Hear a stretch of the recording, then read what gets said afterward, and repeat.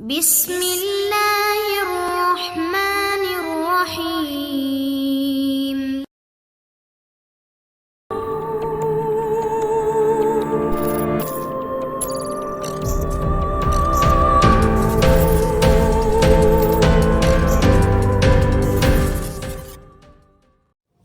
السلام علیکم دوستو، عمران سیریز ناول مجرم کون بائی ظہیر احمد۔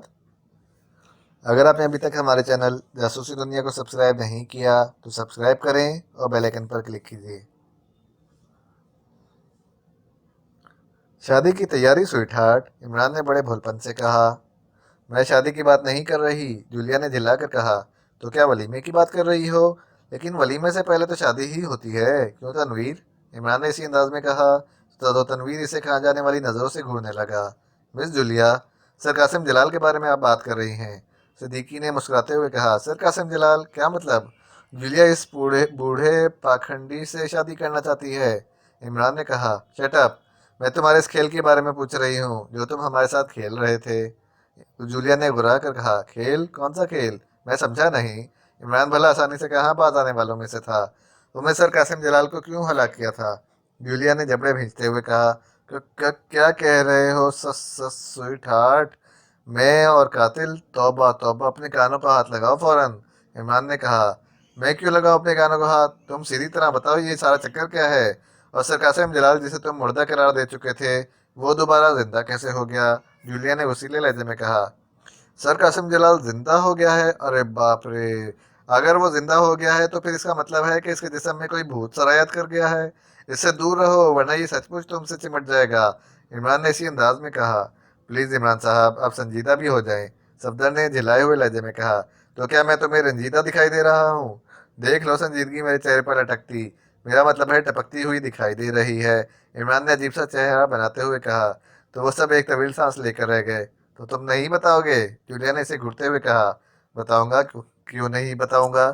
تم پوچھو گی تو میں ضرور بتاؤں گا، عمران نے بڑے لاڈ بھری لہجے میں کہا۔ تو پھر بتاؤ، جولیا نے کہا۔ کیا بتاؤں؟ تم نے کچھ پوچھا ہی نہیں، جب تک تم کچھ پوچھو گی نہیں تب تک میں کیا بتا سکتا ہوں، عمران نے کہا۔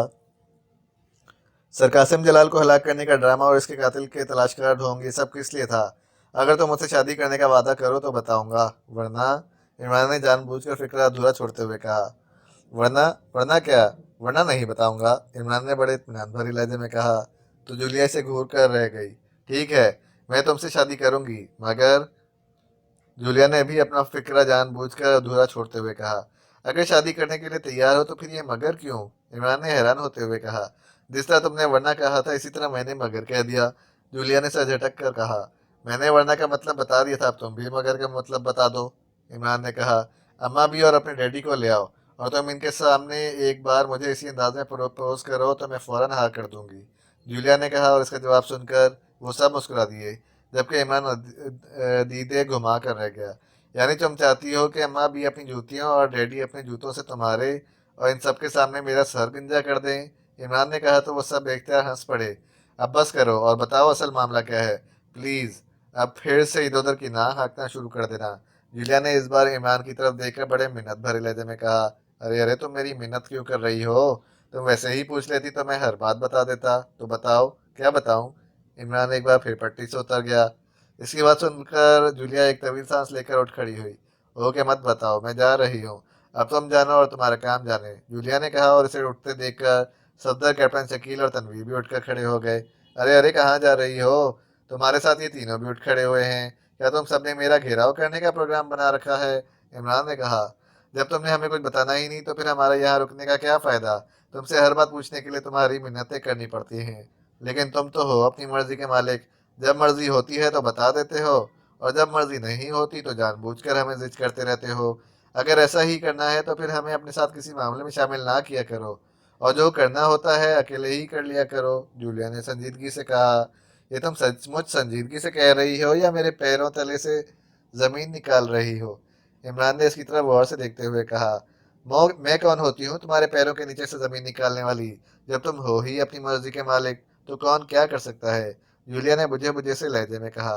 اوہ، تم تو ضرورت سے زیادہ سنجیدہ ہو گئی ہو، چلو بیٹھ جاؤ تم سب، میں تمہیں ون سائیڈ اسٹوری سنا ہی دیتا ہوں۔ One side story? کیا مطلب؟ عام طور پر ہر کیس میں ہم ہوتے ہیں اور ہمارے پیچھے دشمن، اور کبھی دشمن ہمارے آگے ہوتے ہیں اور ان کے پیچھے ہم۔ ایک طرف مجرم اپنا کام کرتے ہیں اور ہمارے خلاف چالیں چلتے ہیں، اور دوسری طرف ہم مجرموں کی چالوں کا نہ صرف توڑ کرتے ہیں بلکہ ان کا مقابلہ کرنے کی کوشش میں لگے رہتے ہیں۔ اس کیس میں صرف ایک ہی مجرم ہے، اور وہ بھی ابھی پاک ایشیا میں نہیں پہنچا ہے۔ ساری گیم ہماری تھی، جس کی وجہ سے یہ ون سائڈ اسٹوری بن گئی ہے۔ اور وہ ایک مجرم کیا سر قاسم جلال ہے؟ نہیں، وہ صرف مجرم کا اعلیٰ کار ہے، اور وہ جان بوجھ کر ایکریمیا کا اعلیٰ کار نہیں بنا تھا۔ ایکریمیا نے اسے اپنا اعلیٰ کار بننے پر مجبور کر رکھا ہے۔ عمران نے کہا تو جولیا اور اس کے ساتھی واپس اپنی کرسی پر بیٹھ گئے۔ کیا مطلب؟ سر قاسم جلال کو ایکریمیا اپنا اعلیٰ کار کے بننے پر کیسے مجبور کر سکتا ہے؟ اور اگر سر قاسم جلال مجرم کا اعلیٰ کار ہے تو پھر مجرم کون ہے، اور اس کا سارا سر قاسم جلال سے کیا تعلق ہے؟ سارا چکر ہی سر قاسم جلال کی وجہ سے چلا ہے۔ اگر وہ مجرم کا اعلیٰ کار نہ بنتا تو مجھے ون سائڈ اسٹوری کی ضرورت نہ پڑتی۔ رہی مجرم کی بات، تو اس کا تعلق اسرائیل سے ہے۔ وہ اسرائیلی ایجنٹ ہے اور اس کا نام میجر فاسٹن ہے، جو اسرائیل سے پاک ایشیا پہنچ رہا ہے تاکہ پاک ایشیا کی منتخب حکومت کا تختہ الٹا جا سکے۔ عمران نے کہا تو اس کی بات سن کر وہ سب بری طرح سے چونک پڑے۔ کیا مطلب؟ کیا اسرائیلی ایجنٹ پاک ایشیا کی منتخب حکومت کا تختہ الٹنے کے لیے آ رہا ہے؟ ہاں، سر قاسم جلال جو کہ پاک ایشیائی صدر کے داماد ہیں، بلکہ یہ کہا جائے کہ وہ ان کے لاڈلے داماد ہیں تو بھیجا نہ ہوگا۔ سر قاسم جلال کو صدر مملکت نے ہی سیکرٹری داخلہ کا منصب دیا تھا۔ سر قاسم جلال نے اعلیٰ تعلیم ایکریمیا سے حاصل کی تھی، اور ان کی دوہری شہریت ہے، ایک ایکریمیا کی اور دوسری پاک ایشیا کی۔ پاک ایشیائی صدر کے قریبی عزیز ہونے کی وجہ سے ایکریمیا کی نظر میں سر قاسم جلال کی بہت اہمیت تھی، اور جب سے سر قاسم جلال کو صدر مملکت نے سیکرٹری داخلہ بنایا تھا، اس وقت سے ایکریمیا کی نظر میں ان کی اہمیت بہت زیادہ بڑھ گئی تھی۔ سر قاسم جلال اکثر ایکریمیا جاتے رہتے تھے، اور جب بھی ایکریمیا جاتے ایکریمیا کے اعلیٰ حکام ان سے کسی نہ کسی بہانے ملاقات کرتے تھے۔ نوبت یہاں تک پہنچ گئی کہ ایکریمین سر قاسم جلال سے وزارت داخلہ کے راز لینے کے در پہ ہو گئے۔ سر قاسم جلال پہلے تو اپنا دامن بچاتا رہا، پھر جب ایکریمیا نے اسے بڑے بڑے لالچ دینا اور ایکریمیا میں اعلیٰ مقام دینے کا کہا تو سر قاسم جلال نے ملک سے غداری کرنے کی حامی بھر لی، اور وہ لالچ میں آ کے اپنے ملک کے راز فروخت کرنا شروع ہو گیا۔ یہ سب وہ انتہائی خاموشی اور آزاری سے کر رہا تھا۔ پاک ایشیا میں وہ محب وطن اور انتہائی دیندار قسم کا انسان بنا ہوا تھا، جس کی وجہ سے اس کے کردار پر شک بھی نہیں کیا جا سکتا تھا۔ پھر وہ صدر مملکت کا داماد تھا، اس لیے اس پر شک کرنا ایسے تھا جیسے برگزیدہ ہستی پر کیچڑ اچھالنا۔ اس کی اصلیت کا شاید کبھی پتہ نہ چلتا اگر ٹائیگر اپنی نئی ایجاد برڈ ٹرانسمیٹر کا استعمال نہ کرتا۔ ٹائیگر فارغ اوقات میں نئی نئی ایجادات کرنے میں مصروف رہتا ہے۔ ان دنوں وہ ایک ایسا ٹرانسمیٹر بنا رہا تھا جو نئے اور جدید ٹرانسمیٹروں کی کالز بھی چیک کر سکتا تھا۔ اس کے بنائے ہوئے ٹرانسمیٹروں سے نہ صرف کسی بھی ملک سے آنے والی کال سنی جا سکتی تھی، بلکہ اس کال کو ٹریس بھی کیا جا سکتا تھا کہ کال کس ملک اور کس علاقے سے کی جا رہی ہے۔ ٹائیگر اپنے بنائے ہوئے ٹرانسمیٹر کو چیک کرنے کے لیے اس کا ٹیسٹ کرتا رہتا تھا۔ ایک دن اس نے ٹرانسمیٹر کا ٹیسٹ کرنے کے لیے اسے آن کیا تو اسے ایکریمیا کی ڈولفن ایجنسی کے ایجنٹ کرنل ڈیوڈسن کی آواز سنائی دی۔ کرنل ڈیوڈسن کی آواز سن کر ٹائیگر چونک پڑا۔ اس کا چونکہ ایک مشن میں کرنل ڈیوڈسن سے ٹکراؤ ہو چکا تھا، اس لیے وہ اس کا نام اور اس کی آواز بخوبی پہچان سکتا تھا۔ کرنل ڈیوڈسن پاک ایشیا کے سیکرٹری داخلہ سے بات کر رہا تھا۔ کرنل ڈیوڈسن اسرائیل کے ایک ایجنٹ کے بارے میں سر قاسم جلال کو بتا رہا تھا کہ وہ بہت جلد اس کے پاس پاک ایشیا پہنچ جائے گا۔ اس کے پہنچتے ہی سر قاسم جلال کو اس کے ساتھ پروگرام پر عمل کرنا ہے، جس کے لیے اس سے ڈیلنگ کی گئی ہے۔ ٹائیگر خاموشی سے اس کی بات چیت سننے لگا۔ سر قاسم جلال اور سر ڈیوڈسن جس انداز میں باتیں کر رہے تھے، اور کرنل ڈیوڈسن جس طرح سر قاسم جلال کو اسرائیلی ایجنٹ میجر فاسٹن سے تعاون کرنے اور پروگرام پر عمل کرنے کا کہہ رہا تھا، اس سے ٹائیگر پریشان ہو گیا تھا۔ سر قاسم جلال نے کرنل ڈیوڈسن کو اپنے تعاون کی مکمل یقین دہانی کرا دی تھی، جو کہ ان کے درمیان صرف اتنی ہی بات ہوئی تھی کہ اس کے لیے ٹائیگر کو اس بات کا علم نہیں ہو سکا تھا کہ ایکریمیا اور اسرائیل پاک ایشیا کے خلاف کیا سازش کرنا چاہتا ہے، جس میں سر قاسم جلال جو ایک اعلیٰ ترین منصب پر فائز تھا، اعلیٰ کار بننے کے لیے رضامند ہو گیا تھا۔ ٹائیگر نے مجھ سے ملاقات کی اور یہ ساری تفصیل مجھے بتا دی۔ سر قاسم جلال کے حوالے سے یہ بات میرے لیے بھی باعث تشویش تھی کہ اس کا ایکریمین ایجنٹوں سے رابطہ ہے، تو میں نے سر سلطان سے بات کی، اور پھر سر سلطان نے چیف سے بات کی تو چیف نے مجھے سر قاسم جلال اور خاص طور پر کرنل ڈیوڈسن کے بارے میں معلومات اکٹھی کرنے کا حکم دے دیا۔ میرے علاوہ چیف نے ایکریمیا اور اسرائیل میں موجود فورن ایجنٹوں کو بھی متحرک کر دیا۔ تاکہ وہ بھی پتہ چلا سکیں کہ ایکریمیا اور اسرائیل مل کر پاک ایشیا کے خلاف کس سازش میں مصروف ہیں۔ میں نے سر قاسم جلال پر نظر رکھنی اور اس کی مانیٹرنگ کرنی شروع کر دی، اور اس کی رہائش گاہ کے ساتھ ساتھ اس کے آفس میں بھی چکر لگانے لگا۔ میں نے سر قاسم جلال سے مل کر اسے ایک دو بار خریدنے کی کوشش کی، لیکن سر قاسم جلال انتہائی تیز اور قائم ثابت ہو رہا تھا۔ میں نے جب سر قاسم جلال پر زیادہ توجہ دی اور اس کا جسم اسکین کیا تو مجھ پر اس حقیقت کا راز کھلا کہ سر قاسم جلال کے سر میں ایک ایسی چپ لگی ہوئی ہے جو اسے باقاعدہ کنٹرول کرتی ہے۔ اس چپ کے ذریعے سے جو بھی حکم دیا جاتا ہے وہ اسی پر عمل کرتا ہے۔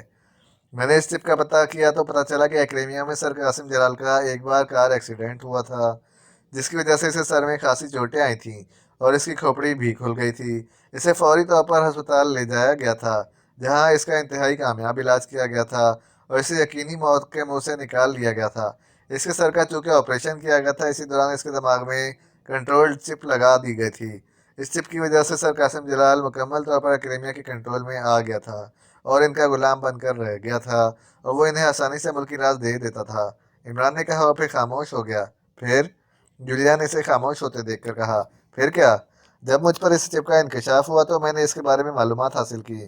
اس چپ کے بارے میں مجھے پتہ چلا کہ اس چپ کی وجہ سے نہ صرف سر قاسم جلال کا شعور کنٹرول کیا جا سکتا ہے، بلکہ اس کے لاشعور کے ذریعے بھی اس سے ہر حکم پر عمل کرایا جا سکتا ہے، اور اگر کسی طریقے سے اس کے سر میں موجود اس چپ کو نکالنے کی کوشش کی جائے تو سر قاسم جلال کی ہلاکت یقینی تھی۔ مطلب یہ کہ سر قاسم جلال پاک ایشیا کے خلاف جو کچھ بھی کر رہا تھا، اس میں اس کا اپنا عمل دخل نہیں تھا، وہ سب اس چپ کی وجہ سے کر رہا تھا؟ صفدر نے پوچھا۔ ہاں، اور یہ بہت خطرناک بات تھی کہ سر قاسم جلال ایکریمیا کا غلام بن کر اسے پاک ایشیا کے اہم اور سیکرٹ راز فراہم کر رہا تھا۔ میں تو یہی چاہتا تھا کہ میں اس غدار کو ہلاک کر دوں، لیکن جب مجھے اس بات کا پتہ چلا کہ سر قاسم جلال کنٹرولڈ ہے تو پھر میں نے اسے ہلاک کرنے کا فیصلہ ترک کر دیا۔ اب مسئلہ یہ تھا کہ سر قاسم جلال کے سر سے نہ تو وہ چپ نکالی جا سکتی تھی اور نہ ہی اسے ایکریمی غلامی سے نجات دلائی جا سکتی تھی۔ ادھر فوراً ایجنٹوں کی رپورٹس کے مطابق ایکریمیا اور اسرائیل مسلسل پاک ایشیا کے خلاف سازشوں میں مصروف تھے۔ ان کی سازشوں کی وجہ یہ تھی کہ پاک ایشیا کے حکام ان دنوں ایکریمیا اور اسرائیل کے خلاف بیانات دے رہے ہیں۔ خاص طور پر پاک ایشیا نے اعلان کیا ہے کہ قبائلی علاقوں میں جو جاسوس طیاروں سے ڈرون حملے کیے جا رہے ہیں، اگر اب ان طیاروں نے پاک ایشیائی حدود کی خلاف ورزی کی تو وہ پاک ایشیائی فضائیہ کو حکم دے کر ان طیاروں کو مار گرائیں گے۔ اس کے علاوہ پاک ایشیا کے منتخب نمائندوں نے ایکریمیا سے ہر قسم کی امداد لینے اور ان کے کسی بھی عمل میں حصہ لینے سے سختی سے انکار کر دیا تھا، جس کی وجہ سے ایکریمیا اور پاک ایشیا میں شدید اختلافات اور کشیدگی پھیل گئی تھی۔ پاک ایشیا نے ایکریمیا کے سفارت خانے کے فرسٹ سیکرٹری سمیت بہت سے ایکریمیوں کو ناپسندیدہ شخصیت قرار دے کر ملک سے نکال دیا تھا۔ ان افراد کو ملک بدر کرنے کی وجہ سے پاک ایشیا اور ایکریمیا کی کشیدگی اور زیادہ شدت اختیار کر گئی تھی۔ پاک ایشیائی صدر اور نئی منتخب شدہ حکومت نے ایکریمیا کی کسی بھی بات، یہاں تک کہ ان کی طرف سے دی گئی دھمکیوں پر بھی دھیان دینا چھوڑ دیا تھا، اور تم جانتے ہی ہو کہ ایکریمیا پاک ایشیا پر معاشی اور اقتصادی پابندیاں عائد کرنے کی ہی دھمکیاں دیتا ہے، اور پاک ایشیا کو دی جانے والی ہر قسم کی امداد روک دی جاتی ہے۔ ان سب دھمکیوں اور امداد کے رکنے کے باوجود پاک ایشیائی صدر اور منتخب وزیر اعظم نے کسی بھی طرح ایکریمیا کے سامنے سر نہ جھکانے کی قسم کھا لی تھی، اور اپنے ہی وسائل کو بروئے کار لا کر پاک ایشیا کو کامیابیوں کی منزل کی طرف گامزن کر دیا تھا، جس کا پاک ایشیا کے دشمن ممالک اور خاص طور پر ایکریمیا کو شدید غصہ تھا۔ اس لیے ایکریمیا اور اسرائیل نے مل کر پاک ایشیا کے خلاف ایک خطرناک سازش کو عملی جامہ پہنانے کا پروگرام بنا لیا۔ اس سازش کا محور پاک ایشیائی صدر اور منتخب حکومت تھی۔ وہ چاہتے تھے کہ وہ اپنی سازش سے صدر مملکت کا اپنے جال میں پھنسائیں اور ان کے ذریعے منتخب حکومت کا تختہ الٹ دیں۔ اس کے لیے ظاہر ہے صدر مملکت پاک ایشیائی آئین کی شق نمبر 58B2 کا استعمال کرتے اور منتخب حکومت کو برطرف کر دیتے، لیکن چونکہ صدر بھی منتخب حکومت اور ان کی پالیسیوں کے حامی تھے، اس لیے وہ بھلا آرٹیکل 58(2)B کا استعمال کیوں کرتے؟ لہٰذا ایکریمیا اور اسرائیل نے اپنی اس سازش کو کامیاب بنانے کے لیے سر قاسم جلال کا سہارا لینے کا فیصلہ کر لیا۔ عمران نے کہا، اور پھر وہ خاموش ہو گیا۔ وہ سب خاموشی اور حیرت سے اس کی باتیں سن رہے تھے۔ سر قاسم جلال سے وہ کیا کرانا چاہتے تھے، اور اس کام میں سر قاسم جلال بھلا ان کی کیا مدد کر سکتا تھا؟ سر قاسم جلال چونکہ صدر مملکت کا داماد ہے، اس لیے اس کا صدر مملکت کے پاس آنا جانا لگا رہتا ہے۔ وہ بغیر پروٹوکول اور بغیر کسی اجازت کے کبھی بھی صدر سے ملنے جا سکتا تھا۔ اس لیے اکریمیہ نے صدر کے خلاف یہ گیم کھیلی تھی کہ صدر مملکت کو ہی سب سے پہلے راستے سے ہٹایا جائے اور ان کی جگہ کوئی ایسا صدر آ جائے جو منتخب حکومت کو آرٹیکل 58(2)(b) کے اطلاق سے برطرف کر دے اور نئے الیکشن کا اعلان کر دے۔ اس کام کے لیے انہوں نے ایک انوکھی پلاننگ کی۔ ان کی پلاننگ یہ تھی کہ میجر فاسٹن جو اسرائیلی ایجنٹ ہے، اس کا قد کاٹ پاکستانی صدر جیسا ہے اور وہ ہر آواز کی آسانی سے نقل کر سکتا ہے۔ اس لیے اکریمیہ نے اسے خاص طور پر ہائر کر کے پاکستان بھیجنے کا پروگرام بنایا تھا، جو پاکستان آتے ہی سر قاسم جلال سے ملتا اور پھر اس کی مدد سے وہ ایوان صدر پہنچ جاتا۔ ایوان صدر میں صدر مملکت کو یا تو ہلاک کر دیا جاتا یا پھر انہیں کہیں غائب کر دیا جاتا اور پھر اس کی جگہ میجر فاسٹن میک اپ کر کے صدر مملکت کی جگہ سنبھال لیتا اور صدر مملکت بنتے ہی وہ فوراً آرٹیکل 58(2)(b) کا اطلاق کر کے منتخب حکومت پر نام نہاد کرپشن اور بدعنوانیوں کا الزام لگا کر حکومت ختم کر کے 90 روز کے اندر اندر نئے الیکشن کے انعقاد کا اعلان کر دیتا۔ چونکہ صدر کے میک اپ میں اسرائیلی ایجنٹ ہوتا، اس لیے وہ ایسی حکومت کی بنیاد رکھ سکتا تھا جس میں اکریمی اور اسرائیلی نواز زیادہ ہوتے۔ اگر ایسا ہو جاتا تو سمجھو کہ پاکستان مکمل طور پر اکریمیہ اور اسرائیل کی جاگیر بن جاتا۔ یہ سارا کھیل چونکہ فوری طور پر سبوتاج نہیں کیا جا سکتا تھا، اس لیے میں نے اس سازش کو سبوتاج کرنے کے لیے یہاں ایک کھیل کھیلنا شروع کر دیا۔ میں نے سر سلطان کے ساتھ مل کر صدر مملکت کو اعتماد میں لیا اور انہیں ساری حقیقت بیان کر دی۔ پاکستان کے خلاف ہونے والی انوکھی اور انتہائی حیرت انگیز سازش کا احوال سن کر صدر صاحب بھی بھونچ کے رہ گئے تھے اور انہیں اس بات کا بھی یقین ہی نہیں آ رہا تھا کہ اس سازش میں ان کا داماد بھی شامل ہے۔ لیکن جب میں نے انہیں بتایا کہ سر قاسم جلال کسی وجہ سے سازش کا ساتھ دے رہے ہیں تو وہ قدرے مطمئن ہو گئے۔ لیکن یہ بات ان کے لیے بھی پریشان کن تھی کہ سر قاسم جلال کے دماغ میں جو چپ لگی ہوئی ہے، اس کی وجہ سے وہ اکریمی غلام بنے ہوئے ہیں اور اگر اس چپ کو ان کے دماغ سے نکالا جائے تو وہ ہلاک ہو جائیں گے۔ دوسری صورت میں وہ چپ کی وجہ سے ہمیشہ اکریمیہ کے غلام ہی بنے رہیں گے۔ صدر مملکت کو جب میں نے اپنی پلاننگ بتائی تو انہوں نے اس پر فوراً رضامندی ظاہر کر دی۔ اس طرح میں نے ون سائیڈ اسٹوری شروع کر دی، عمران نے کہا اور ایک بار پھر خاموش ہو گیا۔ اور یہ ون سائیڈ اسٹوری کیا تھی؟ میرا مطلب ہے تم نے پہلے سر قاسم کو ہلاک کیا، پھر انہیں نئی زندگی دی اور پھر یہ سب کچھ، جولیا نے کہا۔ سر قاسم جلال کو چپ کی وجہ سے نہ تو کسی بے ہوشی کی دوا سے بے ہوش کیا جا سکتا تھا اور نہ ہی ان پر بے ہوشی کی کوئی گیس اثر کر سکتی تھی۔ ان کے ساتھ اگر زور زبردستی کی جاتی تو ان کے دماغ میں جو چپ لگی ہوئی تھی، اس میں لگی ہوئی ایک بلاسٹنگ ڈیوائس فوراً چارج ہو جاتی جس سے وہ ہلاک ہو سکتے تھے۔ یہ بلاسٹنگ ڈیوائس اکریمیہ نے جان بوجھ کر لگائی تھی تاکہ اگر ہمیں سر قاسم جلال کے دماغ میں لگی ہوئی چپ کا پتہ چل جائے تو ہم اس چپ کے بارے میں کچھ نہ جان سکیں اور وہ سر قاسم جلال کے ہلاک کرنے پر مجبور کر سکتے تھے۔ اب چونکہ اس ڈیوائس کی وجہ سے سر قاسم سے سختی بھی نہیں برتی جا سکتی تھی، اس لیے انہیں کسی ایسے طریقے سے بے ہوش کرنا تھا کہ ان کے شعور کے ساتھ ساتھ ان کا لاشعور بھی سو جائے اور پھر ان کے دماغ کا آپریشن کر کے انتہائی احتیاط کے ساتھ یا تو اس ڈیوائس کو ڈیفیوز کر دیا جائے یا پھر اسے نکال دیا جائے۔ اور اسے نکالنا چونکہ ناممکن تھا، اس لیے میں نے اس کے دماغ میں لگی ہوئی ڈیوائس کو ڈیفیوز کرنے کا پروگرام بنایا تھا۔ سر قاسم جلال کے شعور اور لاشعور کو سلانے کا ایک ہی طریقہ تھا کہ انہیں کالسومی مکڑی کا زہر دے دیا جائے یا اس کا انجیکشن لگا دیا جائے، اور میں یہ سارا کام پلاننگ سے کرنا چاہتا تھا۔ مجھے اس بات کا شک تھا کہ سر قاسم جلال کی رہائش گاہ میں کوئی ایسا شخص نہ ہو جو سر قاسم جلال کی نگرانی کرتا ہو، یا ان کی رہائش گاہ میں ان پر نظر رکھنے کے لیے اکریمین ایجنٹوں نے سائنسی آلات نہ لگا رکھے ہوں۔ یہ سب کچھ چیک کرنے کے لیے مجھے چونکہ سر قاسم جلال کی رہائش گاہ میں گھسنا تھا، اس لیے میں نے یہ سارا کھیل کھیلا۔ اس کھیل سے ایک تو سر قاسم جلال وقتی اور عارضی موت مر جاتا اور میں تم سب کے ساتھ مل کر اس رہائش گاہ کے ایک ایک شخص سے اور پوری رہائش گاہ کو چیک کر سکتے تھے، اور میں نے ایسا ہی کیا تھا۔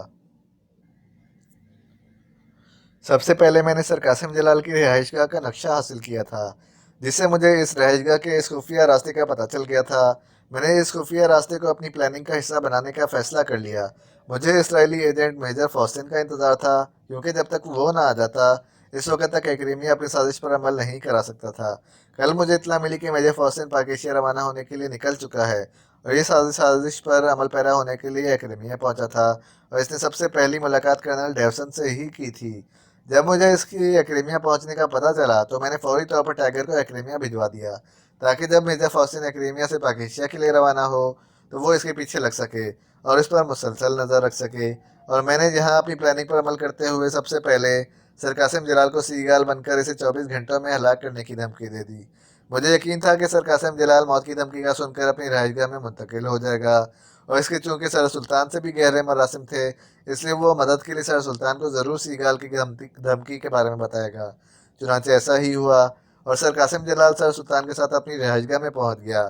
میں جانتا تھا کہ سر قاسم جلال بلڈ پریشر کے مریض ہیں، اور فرسٹریشن کی وجہ سے ان کا بلڈ پریشر بڑھ جاتا ہے، جس سے ان کی طبیعت خراب ہونا شروع ہو جاتی ہے، اور وہ اپنے فیملی ڈاکٹر حشمت کو بلائے گا، جو اسے فرسٹریشن سے بچنے کا انجیکشن لگاتا ہے۔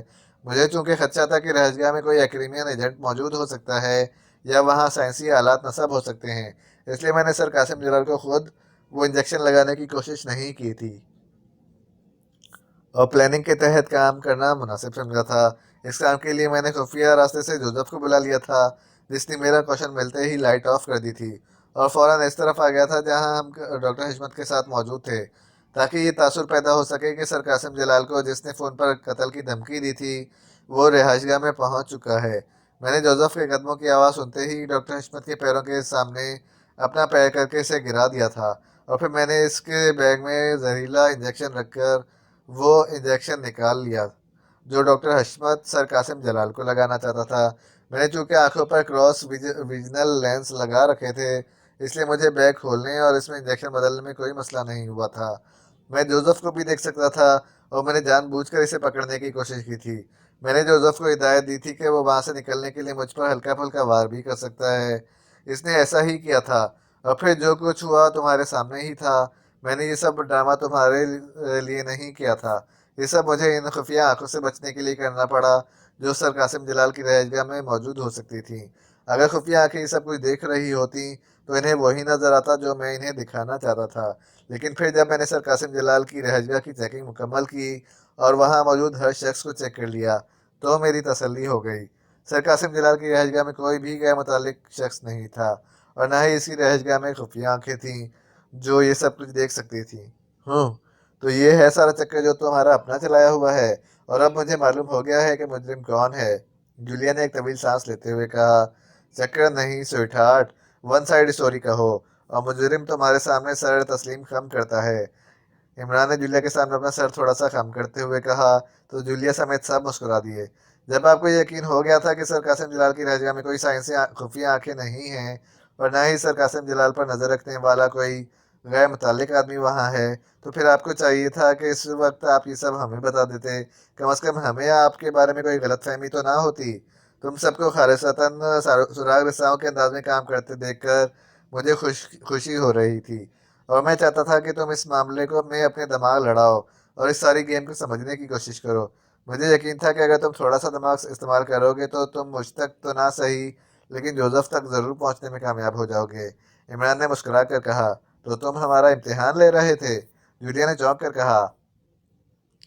ہاں، کیونکہ آغا سلیمان پاشا جیسے کچھ ذہین دوستوں کا کہنا ہے کہ ہمیں جاسوسیانہ صلاحیتیں نہیں ہیں، ہم صرف ایکشن، تھرل اور ایڈونچر کرنا ہی جانتے ہیں، اور جاسوسی کیا ہوتی ہے ہم اس کے ابجد سے بھی واقف نہیں ہیں۔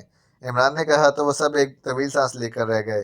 وہ سمجھ گئے تھے کہ ایمان کے ان دوستوں کی بات کر رہا ہے جو ظاہر ہے ان سب کے چاہنے والوں میں سے ہی تھے۔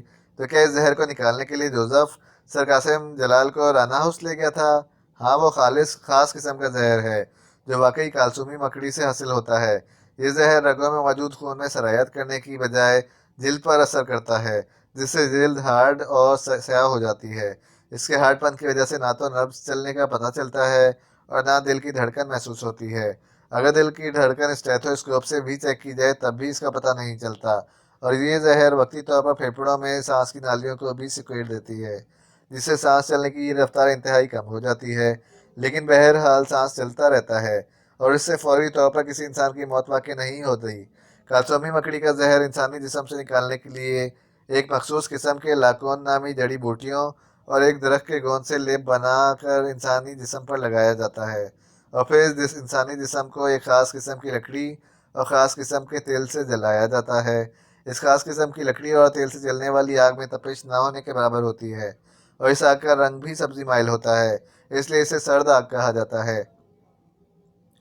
اگر لاکون میں لپٹے انسان کو سرد آگ کے ڈھیر پر رکھ دیا جائے تو اس سے لاکون کے خول میں موجود انسان کو مخصوص حرارت ملتی ہے، جس سے انسانی جسم کے مسام کھل جاتے ہیں اور لاکون کا خول سخت ہونا شروع ہو جاتا ہے، اور وہ انسانی جلد میں موجود کالسومی مکڑی کے زہر کو کھینچ لیتا ہے، جس سے انسان کو ایک لحاظ سے نئی زندگی مل جاتی ہے اور اس کا سیاہپن بھی ختم ہو جاتا ہے۔ یہ سب کچھ جوزف جیسا انسان ہی کر سکتا تھا، اس لیے اس معاملے میں مجھے اس کی مدد کی ضرورت تھی، اور کالسومی مکڑی کا زہر بھی مجھے جوزف نے ہی مہیا کیا تھا۔ عمران نے کہا، تو کیا اب تم سر قاسم جلال کے سر سے وہ چپ نکال لو گے؟ ہاں، سر قاسم جلال کے جسم سے کالسومی مکڑی کے زہر کا سر تو زائل ہو چکا ہے، لیکن اس کا دماغ ابھی تک سویا ہوا ہے، جسے جاگنے میں کافی وقت لگ سکتا ہے۔ اس دوران میں اس کا دماغ کا آپریشن کروں گا اور پھر اس کے دماغ میں لگی ہوئی چپ کو ڈیفیوز کر کے سر قاسم جلال کو ہمیشہ کے لیے کرائمیا کی غلامی سے نجات دلا دوں گا۔ کب تک اس کے ہوش میں آنے کے امکان ہیں؟ اسے ہوش میں آنے کے لیے ابھی 4-5 گھنٹے لگ سکتے ہیں۔ اور میجر فاسٹن جو اسرائیل کا ایجنٹ ہے وہ کب تک پہنچ جائے گا اور اس کا کیا کرنا ہے؟ جلد ہی وہ یہاں پہنچ جائے گا۔ ٹائیگر اس کے ساتھ سفر کر رہا ہے، اس لیے وہ اس کی نظروں سے نہیں بچ سکے گا۔ جیسے ہی وہ پاکیشیا پہنچے گا ٹائیگر اسے کسی مقام پر گولی مار کر ہلاک کر دے گا، پھر کھیل ختم۔ تو کیا تم اب سے سر قاسم جلال کے آپریشن کی تیاری کرو گے؟ جولیا نے پوچھا۔ ہاں، جوزف نے اس کے دماغ کا آپریشن کرنے کے لیے رانا ہاؤس میں تمام انتظامات مکمل کر رکھے ہیں، اور تم اسے اٹھا کر یہاں لے آئے ہو۔ تو کیا ہوا؟ کون سا رانا ہاؤس ملک سے باہر ہے جہاں جاتے ہوئے ہمیں وقت لگے گا؟